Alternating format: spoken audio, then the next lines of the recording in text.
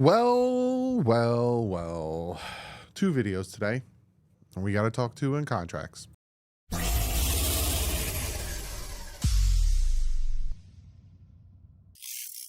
What is up, Thin fans? I made a video earlier for you guys today.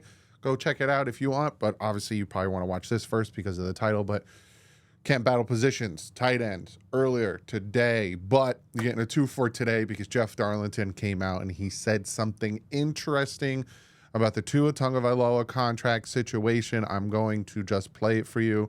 I'm not going to show it because I don't feel like dealing with copyright claim stuff. So here we go. Why hasn't that deal gotten done yet? Well, this is complicated, and at the risk of breaking the streak that Marcus has right now, I want to just talk about something. I've been long optimistic about Tua Tagovailoa getting this deal done. I'm not saying that it won't get done because these things generally happen. But right now, there's 5 words that are looming over this contract negotiation, and they're the words that came out of Tua's mouth. The market is the market. He said that after Jared Goff had signed his deal and before Trevor Lawrence signed his. The complicated part of this is the Dolphins could point at that Jared Goff deal and say, well, we're not the Detroit Lions. We're not making that decision. But when Trevor Lawrence then leapfrogs it, you've got a situation because right now, the Dolphins are not offering the contract that is the market value based on those other deals that were done. So if this gets there, it's just going to require more negotiations. And we're not to panic point just yet. I just think that my optimism earlier has to be slightly scaled back at this point, given all of those factors currently in play. Jeff, real quick, but so when you say the Dolphins right now aren't offering what the market of those other, are we talking Jared Goff, Trevor Lawrence type of market? Yes, that is the market. I don't want to get too far into the nuance of numbers because, quite frankly, I don't know them. But based on my conversations, they are not in the Jared Goff and Trevor Lawrence ballpark. And that, to me, speaks volumes about where the negotiations are right now. Again, though, keyword, negotiations. We all know. We've all been through it. We know that it can change in a minute. So I've always been, like, Jared Goff went to the Super Bowl, NFC Championship game. I think Jared Goff has proven the type of player that he is over a period of time.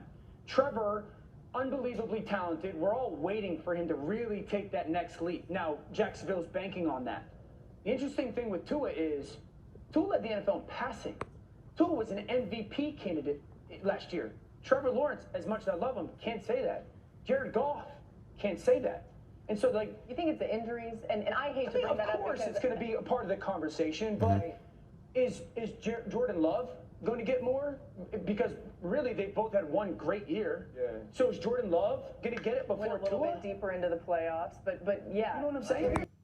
Interesting stuff. There's some tidbits that need to be pointed out. For one, he said the negotiation process. He says, Jeff Darlington said, this is part of the negotiating process. And that is something that we need to remember as fans that are sitting back, whether you want Tua to sign or whether you don't want Tua to sign.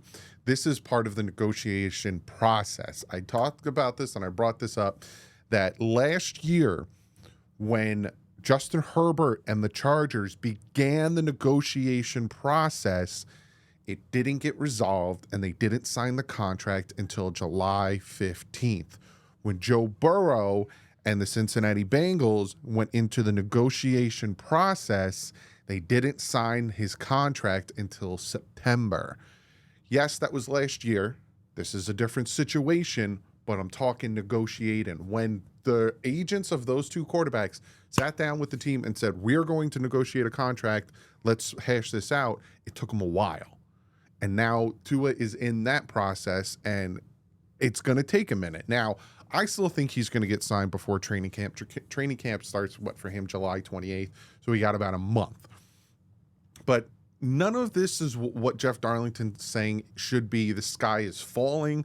But it is something that is interesting, especially when he brings up the fact that from what he's hearing, and I'm not poo-pooing what Jeff Darlington's saying because he obviously well-known, has an in with these teams and all that stuff, that they are not in the market for Trevor Lawrence or Jared Goff. Now, Trevor Lawrence is getting $55 million a year. I have already talked about Trevor Lawrence's contract, how much I love it, how much I love it, how it's structured. At no point is the cap hit before they have an out going to hit 55. I think the highest it goes to is 35 before a potential out with no dead cap money.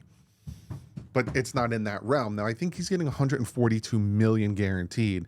And I think that is where, again, if you're a patron, go back and watch my video where I talk about Tua and little insider information I got.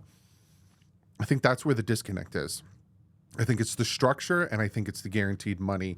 I think the uniform part of it is there. I think that's where it is, where he's not in that ballpark. And, you know, Tua has come out and said the market is the market, but apparently the Dolphins don't think they can pay him that market. Now, Orlowski came out and said something interesting that, you know, Tua led the league in passing. Tua was an MVP candidate. You can't say the same thing for Trevor Lawrence or Jared Goff. But then he also said Jared Goff went to the Super Bowl, which is 100% facts. And Trevor Lawrence won the division and won a playoff game. Now, I will kind of go to the winning the division because it's the AFC South. The Washington Commanders could have won the division that year. Like, the AFC South is not a benchmark where you could sit back and say, that team won the division led by that quarterback. That is something you should put your hat on. It's not like it's the AFC North. It's not like it was the AFC West and you beat the Chiefs to get there. It's not even like it was the AFC East with Buffalo. But he did win a playoff game. Regardless of how it was, regardless of the team he did it against, he won a playoff game. So that's something that he can hang his hat on. But that's where his agent said to the Jaguars, look, yes, my guy needs to improve in some areas, turnovers and this and that, but he won you the division and he won you the playoff game. And then Jared Goff took a team to the Super Bowl and took you guys deep into the playoffs. And to his agent, sent back and saying, was an MVP candidate 2 times and led the league in passing and also led the league in completion percentage last year. This is going to happen. And like Jeff Darlington said, he's not saying it won't happen. He's not saying anything bad, but his optimistic kind of went down a scotch that it'll get done when it'll get done. I'm going to sit back, wait and see.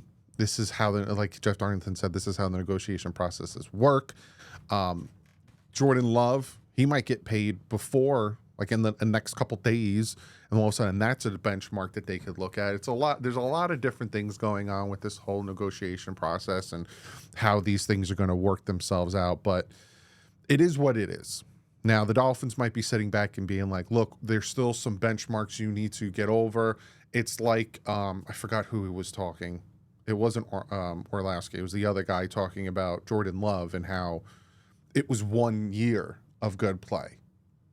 Well, Tua had 1 year of staying healthy. See what I'm saying? Like, there's a lot of different things that are going on and negotiations that are going on. And again, I'll say for the 4th time, this is the negotiation process. The Dolphins don't want to put themselves in a bad situation where Tua can't get over that hump or Tua gets injured again.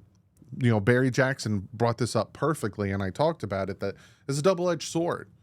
You pay Tua, then all of a sudden he doesn't get over that hump of the end of the year, 4th quarter, playoff situation, or he gets hurt again, and you're stuck with him for a couple of 3 years, depending on how the contract's structured. Or you let him play the 5th-year option out, and he balls out. He wins us a playoff game. He gets us to the AFC Championship game. He leads the league in passing yards, and he does fantastic. Now all of a sudden, you don't pay him $55 million a year. You pay him $65 million a year. You pay him, instead of $170 guaranteed, you're paying him $210 million guaranteed. Like, there's all these different yin and yangs and stuff, but this news broke.